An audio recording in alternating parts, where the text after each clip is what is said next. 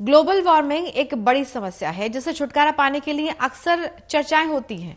अक्सर ये बातें होती रहती हैं कि ग्लोबल वार्मिंग से कैसे निपटा जाए, इसका तोड़ कैसे निकाला जाए। पर्यावरण तेजी से बदल रहा है और इसके दुष्प्रभाव भी देखने को लगातार मिल रहे हैं। कहीं भयंकर सूखा पड़ रहा है तो कहीं बारिश से बाढ़ जैसे हालात बन गए हैं।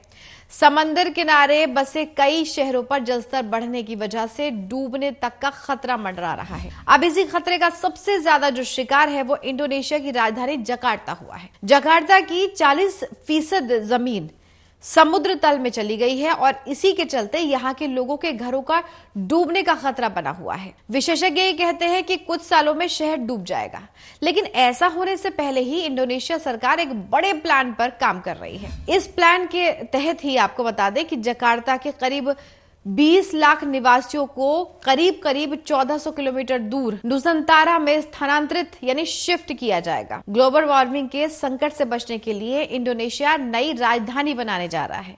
अब जकार्ता से करीब 1400 किलोमीटर दूर बोर्नियो के पूर्वी तट पर एक नया शहर बसाया जा रहा है। इसी प्रोजेक्ट की अनुमानित जो लागत है वो करीब आंकी जा रही है कि $30 बिलियन है और इसको पूरा होने में 2045 तक का वक्त लग सकता है। नुसंतारा को फ्यूचरिस्टिक सिटी के तौर पर भी बनाया जा रहा है। भविष्य में अगर जरूरत पड़ती है तो इसका विस्तार भी किया जाएगा। अब इंडोनेशिया सरकार इस सिटी को स्मार्ट बनाने के लिए उटोपियन साइट डिजाइन के निर्माण कर रही है। अब इसी सिटी में सिर्फ और सिर्फ इलेक्ट्रिक वाहनों के प्रवेश की ही इजाजत होगी।